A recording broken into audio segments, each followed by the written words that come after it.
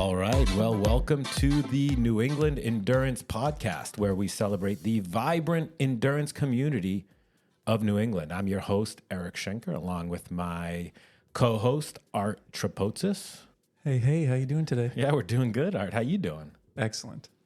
Beautiful time of year here. We had a nice sort of 40-ish spring day, even though it's the middle of February. So a little bit of a bonus. I'll bet a lot of people were out endurancing today. I was actually indoors doing an FTP test. Is absolutely the wrong thing. Well, on these days in New England, you got to get outside. So I do. You made the wrong choice. So, well, speaking outside, we're going to talk to somebody today who helps a lot of cyclists in this area get outside, and we are really, really lucky to be joined by JD Hale. JD is the founder of the Rippers, right? Is that that's the correct way to say it? Rippers? Is that? Yeah. Yeah. What do you think, Art? The Rippers, baby. The Rippers, which is a cycling team based out of Winchester, Massachusetts. I'm going to use an extra strong Boston accent today, just to make sure we really that people understand this is a New England podcast. Right. And no, we're really excited to talk to JD today about the Rippers. They really are an incredible club. They're known in the area for having a huge number of rides at every speed, at every time. It goes off without a hitch. I think we touched upon that one time, Art, right? That, when we were racing together, we called around the night before. Sent up the bat signal. And hopefully people showed up. Yeah. And if they didn't show up right on time, we just left, right? There was no text messaging. There was no communication. So there's a whole elaborate world of technology that, fuels these clubs. And I hope, if anything, that's one of the things I hope we get out of today, because there's going to be a lot of clubs listening around New England who are saying, like, how do the Rippers do it? So, JD, we're really excited to have you here, and welcome. Thank you, Eric, and thank you, Art. It's an honor to be here. Cool. And it's crazy to think about what you just were describing. And I think one of the keys is that people ask me all the time, when do you ride? And I just say, every day. So that's easy to remember. It's like a lot of people say to me, when do I ski? And I'm like, well, I ski every weekend. Wow. So you don't have to guess when I'm skiing, right? JD, you're one of my favorite folks in the endurance community and in the world. You have this infectious, positive attitude. We met many years ago, and I just got hooked to be around you and to join your team and your rides. You're also the founder of the Flames, which is a giant team organized around raising money for cancer. You ride on the Pan Mass Challenge event. I'd love to hear more about that. Yep. And when you're not riding or skiing, you're the vice president of Yankee Magazine Publishing. Yep. You're the husband to Cindy, Hale, and 4 great kids as well. And you're just a true connector in the space. And we're really excited to have you on the New England Endurance Podcast. Well, thanks for having me. It's just great to be here in Arlington. Absolutely. How do we say that with a Massachusetts accent? There's no Arlington. But I think you try too hard on Arlington. It just sounds. Yeah, it sounds like somebody's trying to do a Boston accent in a movie. It never works. But but while we may be sitting in Massachusetts, there's an aura about the three of us that I believe we all are from the 603. Absolutely. So I do think there's something. Yeah, we're raising a fist in unison. Live free or die. Live free or die. Well, now it's live free. Yeah, live free. Like now, I think it's really interesting that when you see the road signs. Wait, they got rid of the or die? They did. Oh no. They did. Yeah, my dad growing up always said, "Why can't they just call it die? Feels so sudden." Right, so he always say, "Why can't it be like live free and be sick for a while?" Yeah, but good to have the 603 represented, and let's make sure we touch on that. So let's dig into these hard hitting 60-minute type questions, right? Yeah, and squeeze it into 40. We'll squeeze it into 40. So but what we do want to dig into for real is what does make the Rippers tick. It is a unique and really celebrated club and community. I don't want to call it a club. I'd rather sort of say a community. I like that. Yeah. Why are the Rippers so awesome? But before you get into that, we also want to know a little bit about your journey, right? So the Rippers is hopefully a punctuation at the end of a really long sentence. So tell us a little bit about your personal endurance journey. Yeah, I listened to Dean Phillips' interview yesterday, and I too came into cycling pretty early on in the 80s due to an injury, and came back to it later when my wife rode the Pan Mass Challenge in 2001, and I helped her train in 2000. And so the Rippers sort of stumbled into that. I always tell people I didn't, unlike a business that you might start, the Rippers developed organically. And it really was tied to needing to train for that first Pan Mass Challenge. And I rode the second year. She wasn't able to ride because she had come through cancer, a really tough cancer. And so she had a bone marrow transplant in 2001. And so in 2002, I rode, which was one of the hottest Pan Mass challenges ever, which is a whole story we could go on about later. But anyway, so it was the training for that started the Rippers, because I phoned a local guy, Michael Hartnett, who lives in Aspen now, is retired. But so we sort of inadvertently started the Rippers. And I remember the first ride, I had a loop in mind, and that's part of what leadership comes in, right? You gotta guide people. And I knew the route because my college roommate, Fred Crinetti, at the time lived in Bedford, and we had babies together, and we knew of a spot out there near Page Hill that you could get back to Winchester by not going on 4 and 225. So there was a loop. And so we did that loop, and I needed to be back by 7 a.m. because we had little kids. And really the rest is history, because, that's what started. It was a good route, Tuesdays and Thursdays. It was safe. We went really early because I had to be back by 7 or I was in trouble. And it starts at a unique time. Yeah. So the first few years we were at 5:52, and we were at 5:52 for two reasons. One, I could be back by 7. And two, I love the B-52s. So as a way to remember there's a way to remember the time so no one's late, because I realized early on, you got to roll when your time is. Otherwise, you're going to stress someone out. And if everyone knows we're rolling at that time, people get there on time. Having done the 5:52 ride many times, if you're there at 5:53, you're on the chase. You're on the chase, yeah. And you'll see that on Strava feeds where, chase, you'll see B-53 chasing, right? And I've been there too. So, and eventually we created a 5:45. I was a big part of that because I got a little older, and now we have a 5:40 and so forth. So the idea is to all finish together in my old driveway. I sold that house, but we still finished in the same driveway that we started in 23 years ago.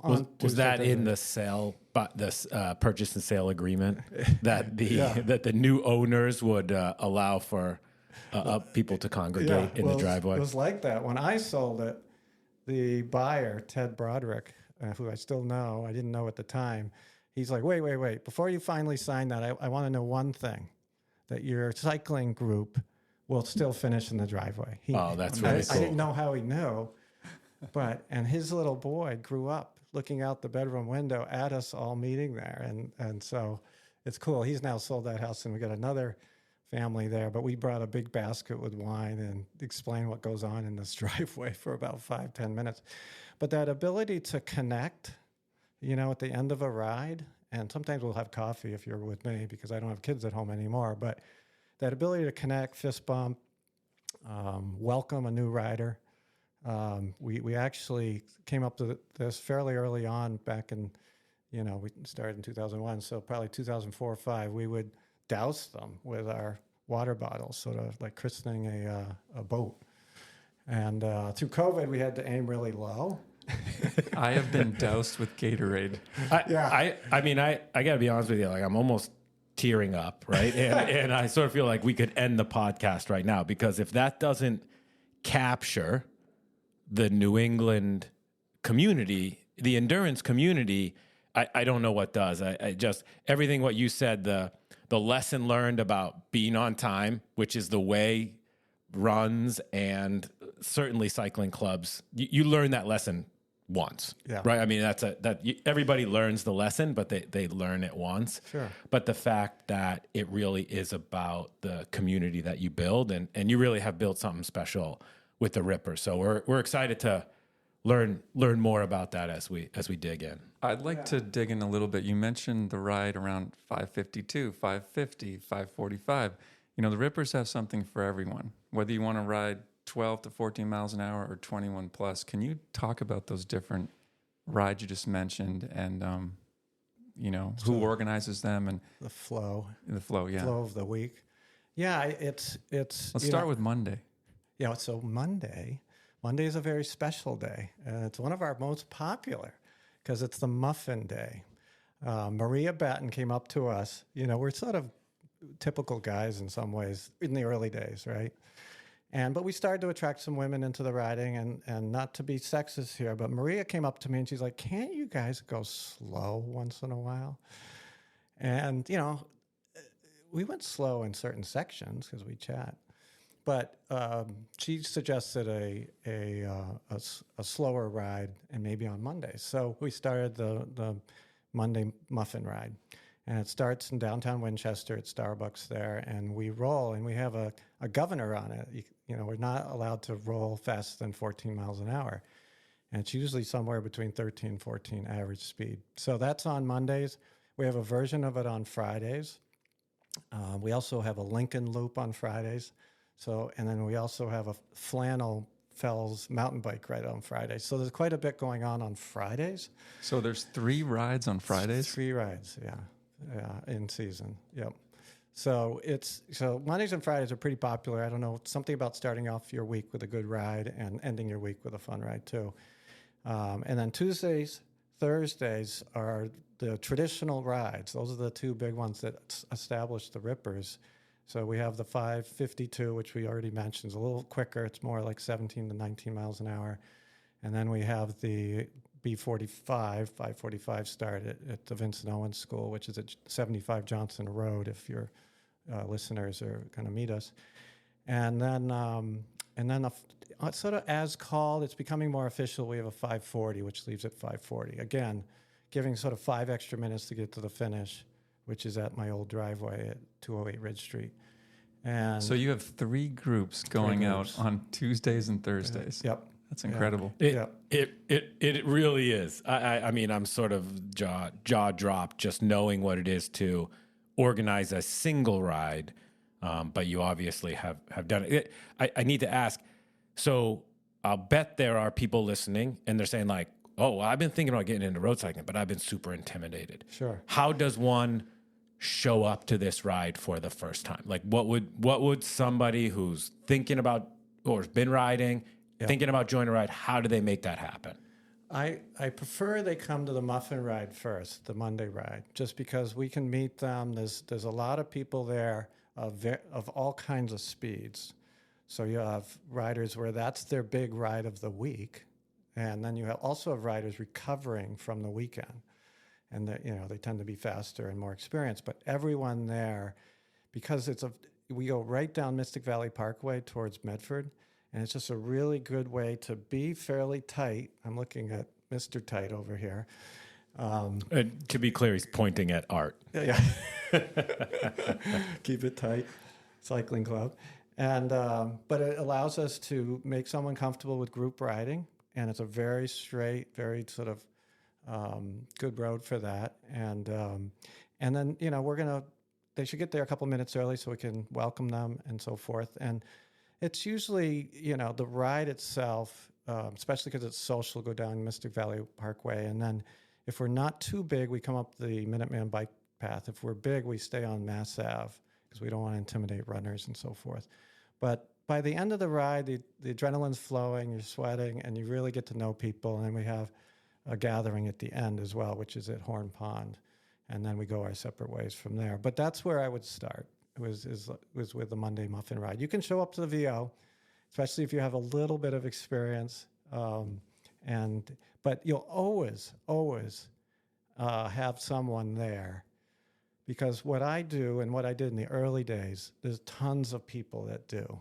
a ton of Ripper riders. Just it's in our bone marrow now. Thank God, because I couldn't make every ride. And we have so many riders. The list of names is too long, but that know that we're very inclusive. We're very welcoming. We don't care what speed, what your experience is. We're going to work with you. Someone's going to stay with you. I had my brother and my son-in-law married my daughter Rosie. They live in Medford, and he came to a ride. He came to the hill ride. We haven't talked about the hill ride yet. We will. But there's a point there where you cross 128 and you take a big right, Art? And we lost him. He went straight Your son-in-law. Son-in-law. He went straight down to 2A. Oh, no. He was gone for the whole ride. Was your daughter upset, or did she think it was funny? She thought it was funny. Okay, good. Yeah, and he did too. And I come from a place where I love maps. I love roads. I am very navigationally oriented mind. I can get myself out of a problem out there without a Garmin. But in the last few years, I've fallen in love with downloading a route too. Don't get me wrong. But I love getting lost. That's me. But not everyone does. And so you have to be sensitive to that. And the only reason I love getting lost is it usually means there's a story that I then can tell to someone. And I love to tell stories. That's awesome. So, but that's, I would say there's so many times that I've been driving, let's say, to a restaurant. Sure. And we run into traffic.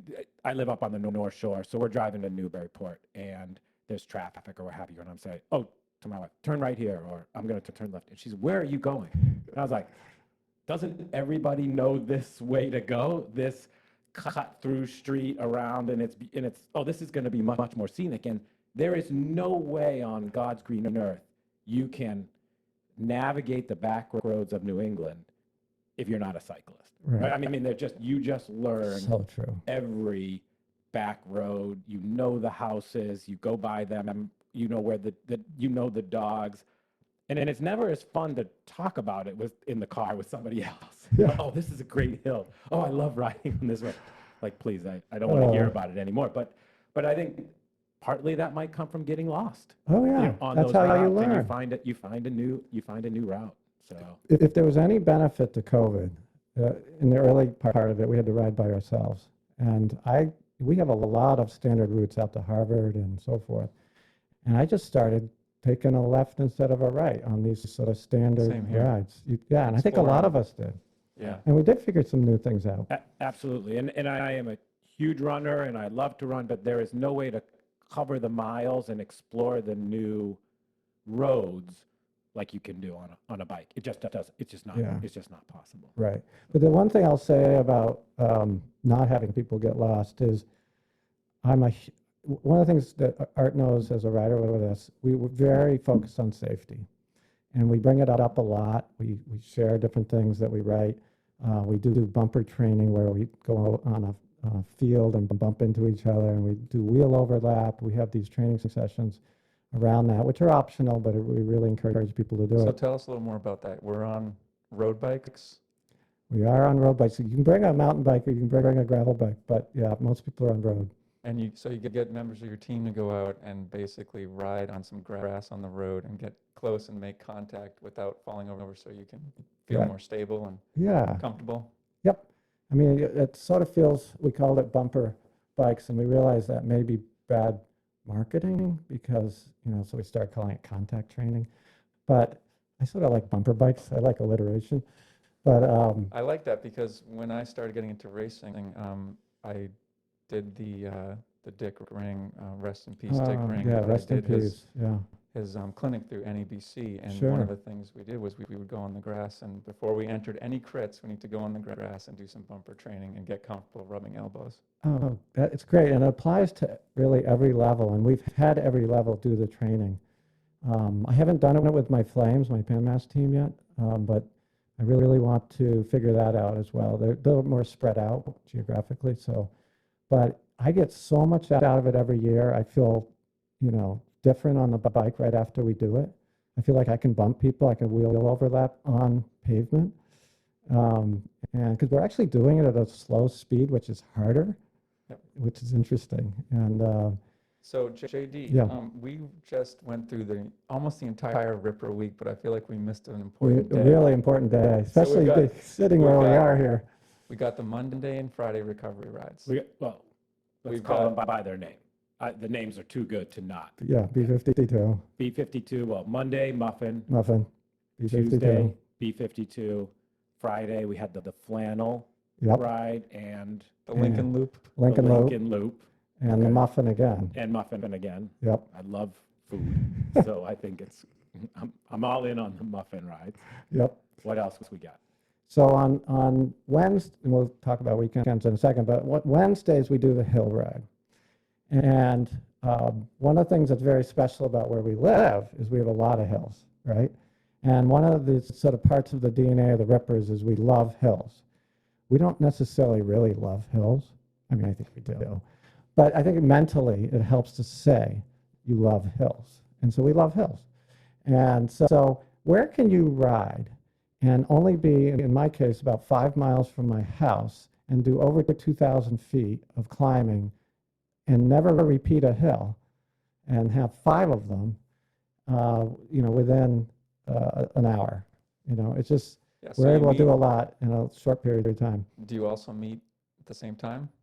We do. 552? Yeah, well, we have 2 groups, 545 and 552. So yes, meet at the same time, same location, the VO, 75 Johnson Road. Back by 7?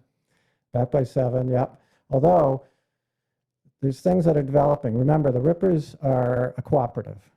And so when you said earlier, tell me more. What do you community, mean by that? I like that. Eric said community, I like that too. This is the secret sauce we want to hear about. Well, one of our mottos is a loose peloton of cycling fanatics. So the loose part, you've got to organically let things sort of happen at times. And, you might need to reel it in here and there. But so they've started, some of the faster riders really, they've started Social Gerard or Social Hutchinson. And what is Gerard and Hutchinson? So Gerard is approximately 18 to, 20% at the very top. Hill right in the middle of Winchester, sort of going up towards VO, but in the more residential part of it. It's one of our big hills. It's the 3rd hill on the hill ride. So they go back to that and do it, but they do it socially. So the idea is that you can talk because you're not out of breath. That's not possible for me, so I don't do Social Gerard. Social Hutch I get, because that's more like 8%. You're going up by the Winchester Country Club golf course. And so that one I can sort of do. But I tend to want to go back or get coffee or do something else. So, but these things just happen. The thing I love about the Tuesday ride and the Wednesday hill ride and the Thursday ride is we all regroup at the top of the climbs. Yes, I love that too. And that's fantastic. And a lot of people call the Wednesday hill ride their favorite ride. And I think that's part of it. It's the most social ride of the whole week.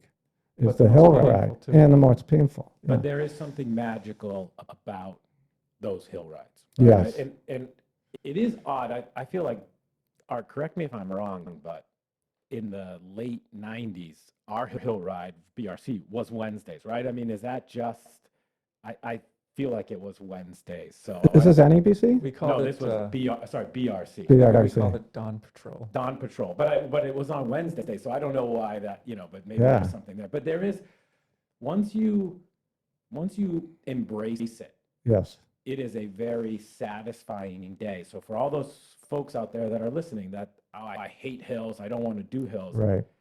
There is a sense of accomplishment that is different. Yes. When you're doing hill rides. And for those also learning about this, you regroup at the top, and people are waiting there to support you. There is no judgment on it. There is no judgment on hill rides, which I really love and for people to understand. So if you're thinking about doing it, get out there for those hill rides. You are going to feel like $1 million for the rest of that day, having done a hill ride in the morning. And we added a feature this year. It's called the Turkey 10. So you get up, we have a little hill that I refuse to call official. So it's just an added little bonus because we have 5 hills for the hill ride. But at the top of Turkey, which is one of the water towers in Arlington, you come around it, you park your bike, you lay your bike down, you do 10 push-ups.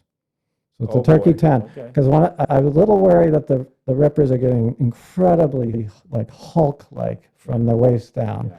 So we got to work on our upper bodies a little bit. Really known for their upper body prowess.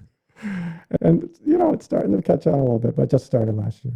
So something I want to segue into are the Saturday and Sunday rides, because there's a level of communication there that happens that is just mind-blowing for someone who also runs a cycling team. Yes. Now, what happens on the weekends? Well, on weekends, we really rely on this community of cyclists to call a ride and therefore sort of host it. They don't necessarily have to lead it, but we are, and the expectation is folks will call a ride. They'll say what time, where the start is. We'll use our VO start, the Vincent Owen School. How do they call a ride? What do they use for technology? GroupMe. So GroupMe is like Slack. And you can go to rippers.cc to find us on the website. And there's more info, click there, and we can fill you in on the GroupMe thing. But it's an app. It's like looking at your text. And there's short messages. And we have a road ride call channel. And so we have many channels. Have a mixed terrain. We have mixed terrain. We have mountain bike. Uphill ski. Uphill ski. We have many channels. An event like Raspatitsa or BWT, we'll have a channel just for that. Mount Washington Hill Climb channel for that, so that we don't waste everyone else's bandwidth. See, this is part of the secret sauce, Eric. These GroupMe channels for each discipline. So I have a team, but it's like Fight Club, so it's called Helmet Strudel Racing. And the first rule about Helmet Strudel Racing is we don't talk about Helmet Strudel Racing. But I'm all in on GroupMe. I mean, I love that. Right? Yeah, it's free. Sorry, Eric. What is a helmet strudel? Nope. See, we've already said too much. We've already said too much. So, but I think it really. I was wondering the same thing. We have a couple events, and it is difficult to organize, right? And to not bombard the entire group if they've made the decision not to participate in that event. Yeah. Right. So I really like that idea. And I would say if you're a run club, if you're a cycling club, if you're a ski club, if you're an equestrian, I mean, whatever it is, it sounds like this platform could be really helpful. It's helpful. It's not perfect. The rippers aren't perfect. I want your listeners to know that too. We're only as good as what folks contribute. But weekends really reflects that, because we need folks that, I need riders of really any ability or any speed to call rides. Not everyone's comfortable doing that, but I tend to look, and sometimes I'll talk to someone about calling a ride, because I think they would lead or at least suggest a good ride. And how many rippers are there? Over 200. Yeah, we're still in the middle of registration because for this year, because we, our opener, official opener, that's where we do use the Massachusetts accent, is opener. What is an opener? It's the opener is the official day that it's like Red Sox opener at Fenway Park, but it's the official day that all these rides during the week are officially just going. They don't have to be called. Everyone knows they're going. And so that's the first Tuesday of April, depending on weather. This year I had to bump it because I have a conference that day, but so it's now officially the first Thursday of April. But that's when we kick it off for the season. And there'll be preseason rides. I'm a big baseball fan, so you'll see some influence from that. So there's plenty of preseason rides. This weekend, there's already ride calls for this weekend because it's going to be warm on Saturday. Yeah, so. the weather looks great. I'd imagine a lot of folks are going to try to get out. Plus, it hasn't, I think we've had some rain after all the salt, and that's one of the pleasures of New England riding, right? Is sure. N+1. You just got to make sure you got a bike that get the beat bike. Exactly. Yeah. The other thing I just want to shout out is whether it's Conti's or your group, the Kit. We have plenty of riders that ride with other clubs or other locations that have rides. Cycle Off has a gravel ride going out all the time now with Matt. So we really talk about that. We communicate it because the Conti rides are at 9 on weekends, so that's much later than what we tend to ride. We tend to be really early. So we really embrace the other clubs, and it can be because of racing. Someone really wants to race, and so we're not a race team per se. But well, and Dean Phillips touched on that.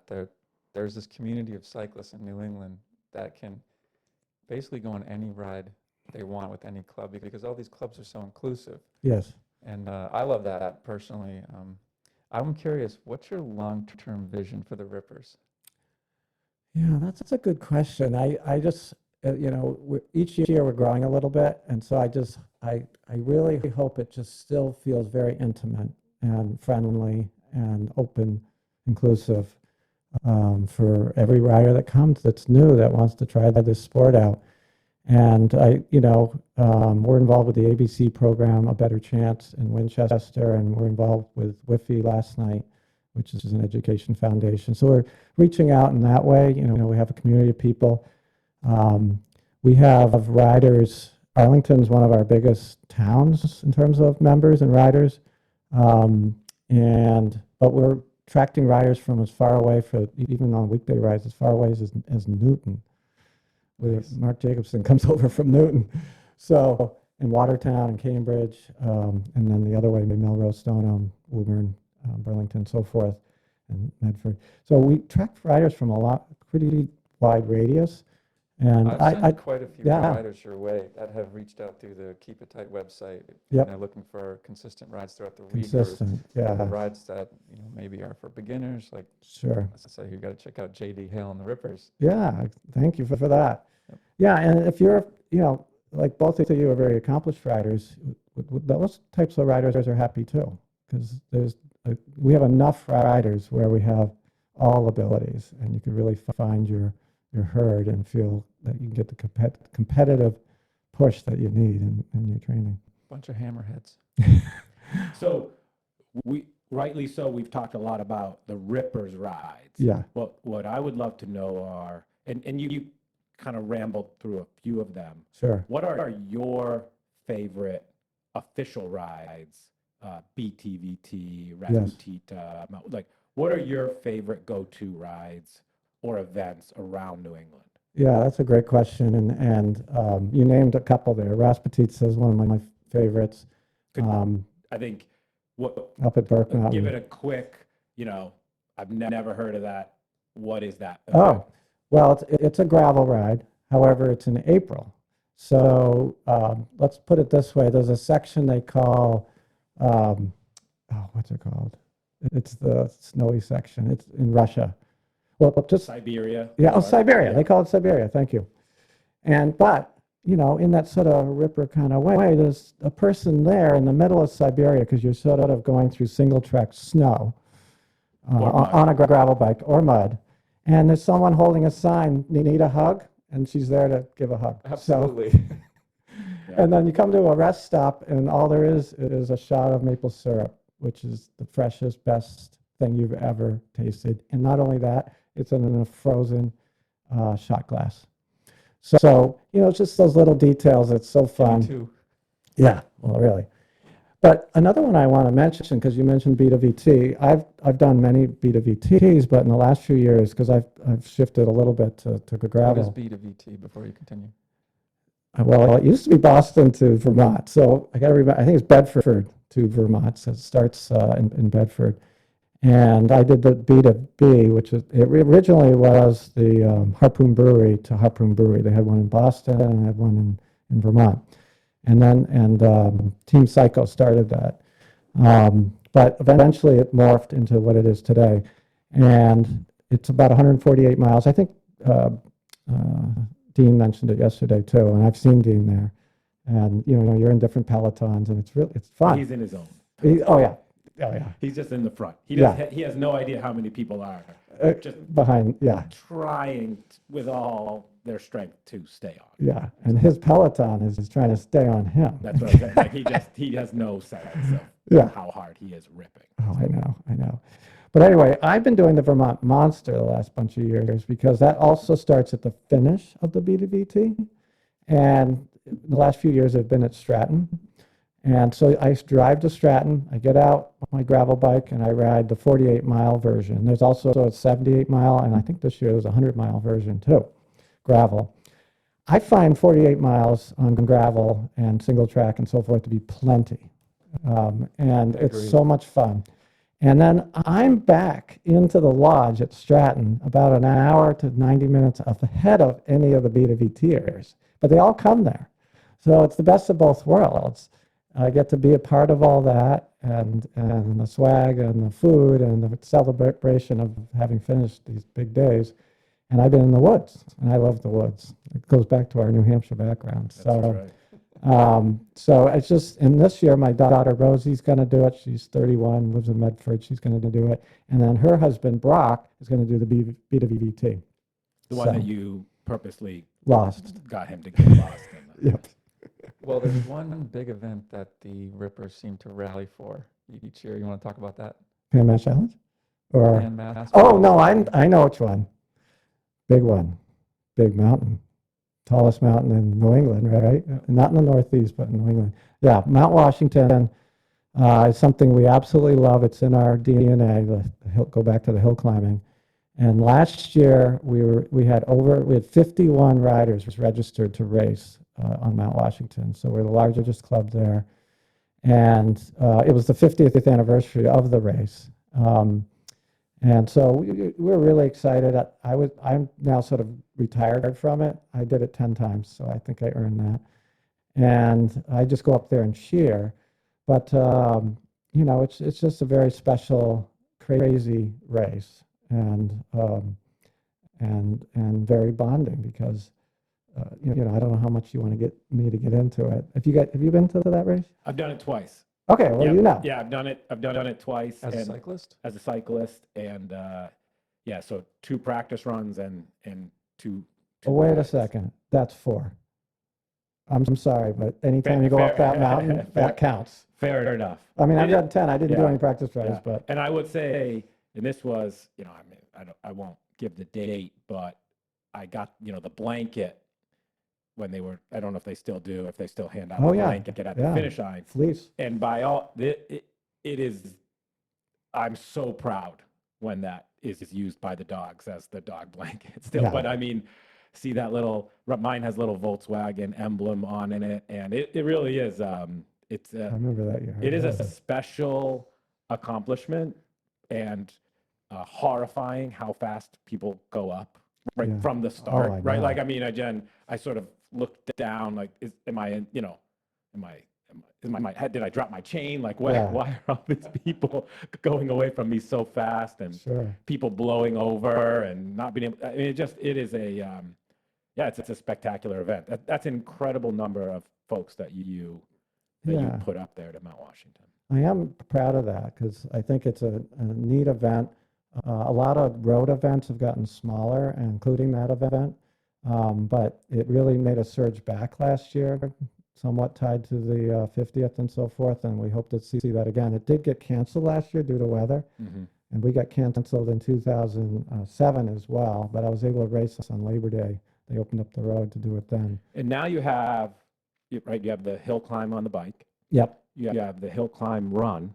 Yes. And they also have the Auto Road, which is OTTORHODE, which is a backcountry ski up the Auto Road. Yeah, I heard about that. And yes. fat bike. And fat bike. And I didn't know about snowshoe. I did, yeah. So it really is. And skate ski. There's a number of versions. So it's really cool. Yeah. Somebody should create a sort of in Scandinavia or in Sweden specifically, you have something called the Classic. So if you do all of these 4 iconic races, you get a little stamp in a passport. Yes. And somebody should create the passport that in a 1 year you have to do all of those events. Yeah.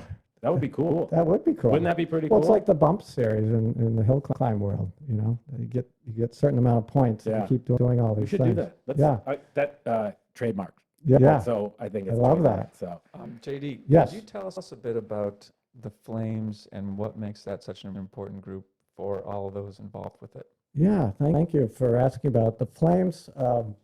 Started in 2001, as I mentioned earlier in the broadcast today, and the Pan Mass Challenge is just this amazing emotional weekend of everyone there has some connection to battling cancer or has had it or has a family member that's been involved. And they're riding their bikes to inspire others to donate and meet their minimums and beyond. And it's, so we plan things on the Flames all year round. We have training rides. I'm about to put out our calendar for 2024. That's fantastic. And we have a ton of fun too. Not probably surprisingly, we're a little loose in the Flames as well. But my wife started the team in 2001 with her oncology nurse and her chemo nurse, Kathleen and Joan. And it's been a tremendous success for one of the bigger teams in the Pan Mass. 20 years and running. Yeah. So, yep. No, it's, I would say, if for some reason you don't know what Pan Mass is, just look it up. But it is maybe the greatest charitable endeavor in the country. Yeah. I don't know that there is a better one. Better 100% of the proceeds go direct. Millions and millions and millions and millions and millions of dollars. And, but just for listeners to know, that's true. We raised, I think it was $72 million last year, which is unbelievable, and it's 100% pass-through. Yep. But at the same time, we start at zero every year, and the need for further research on these cancers, because they're on a line of, eventually finding the cure for cancer, but there's so many. And what makes it even more difficult is every single person's individual health cancer journey is individual to them. But making progress, which they make every year, the success rates keep going up. But we do start at zero every year, and those donations are tremendously important to us and our riders. We have, on the Flames, we have about 126 riders, and from ages 15 all the way to 81. So, a wide range of riders. We're more female than male, which is different than the Rippers. And it's just, we have a ton of fun together, along with all the PMCers who are wonderful. And they come from so many of our clubs around here, whether it's NEBC, whether it's Monsters, Kit. He has, one of my favorite riders, Dan Butler and Jen Cunningham Butler Shout on out our to team. Dan and Jen. Yo-yo. Yeah, they're, they do so many things for us on the Flames, and so many of our Flames do. There's only about 4 or 5 that overlap between the Rippers and Flames. It's really a different group. But we always welcome new riders. Thanks for sharing that story. Yeah. Appreciate it. And I would say that's a great segue to the last question. And only because the Pan Mass is one of the bright shining stars of the New England endurance community. Mm-hmm. So I sort of have, we're going to start asking the same question, but it's really a statement, and that is, in my belief, and I feel strongly about that, I believe New England is the greatest region of the United States for endurance, the most variety. Why do you believe that is true? Yeah, I think I 100% agree, but I have only lived here. Well, I did live in New York City for 6 years. But anyway, I think it's the seasons, the hills, and the winter. Because They toughen us up. it toughens us up, yeah. I mean, I often hear people say that the big thing is the alarm goes off, I can put my feet on the floor. If I even hesitate, it won't happen. And and we basically, especially through the winter season, we got to get up in the dark. And so one of our mottos that we sort of giggle about is, it may be cold, but at least it's dark. And love it. So, I think we have our quote for the little podcast. The podcast. You can the use little snippet that we're going to use as it's not copyrighted, so it's free form. Yeah. Well, JDD, I mean, we got through about half of the questions that we wanted to go through, so we might have to have you back again. But this was incredibly enjoyable. Anything that you would like to plug?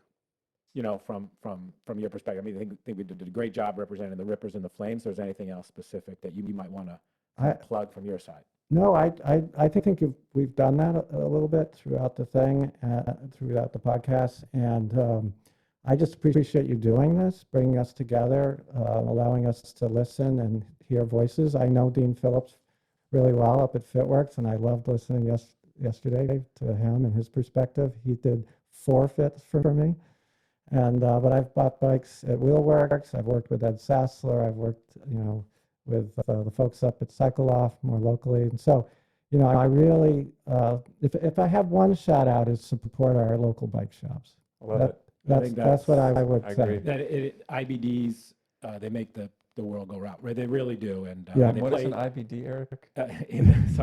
My wife told me no more acronyms on the podcast, but an independent bike dealer, right? Because 100%. where you're going to go to get that tire changed, kid's first bike, upgrade, that's where you could get that sound advice, and you can't get that anywhere else. So really great. So we're going to plug something, and that is there is a beautiful Lark Fine Foods gift box for you. That will hopefully, maybe you could do a muffin / cookie ride one of these days, which is going to be powered by Lark Fine Foods. And Lark Fine Foods is one of our sponsors, and they are 100% woman-owned specialty food company baking delicious small batch cookies inspired by grown-ups, consumers with sophisticated tastes. So hopefully you enjoy that, and maybe we'll incorporate a cookie ride into one of the future Rippers days. Oh, I think we need a cookie ride. We should do that. Yeah. You need a cookie ride. We have future rides. So this is good potential. And guess what? I've got something for you guys too. Oh, I like this theme. Yeah. All future guests. Yeah. So this is art. This is art. What do we have here? All right.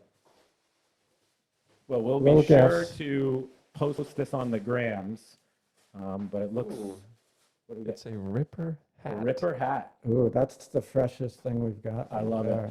I love it. I will wear it. No, you got something different. I was like... Oh boy, that's the sound. What do you got, Eric? Oh, and you got a sticker too. Oh, I got a sticker too, and I got a cycling cap. Yeah, cycling cap. Very cool. Very nice. Very cool. Thank you, I will wear JD. it to the coffee shop, and I will wear my skinny jeans, and I will roll up the cuffs, and I will look super cool. Super cool. That's when you wear this. Don't right? lose Isn't cool. That appropriate. To wear this. So we love our spandex. Yeah. So thanks for listening to the New England Endurance Podcast, showcasing the vibrant endurance community of New England. JD, thank you so much. It was awesome having you here. It was my pleasure. Thank you for having me. And for those who want to learn more about the Rippers and the sponsors and the events that we talked about, we will tag them in our Instagram page at New England Endurance. And don't forget to subscribe to our podcast on Spotify and Apple and Google. And until next time, keep pushing your limits, drop some hammers, and get out there and explore the beautiful terrain of New England.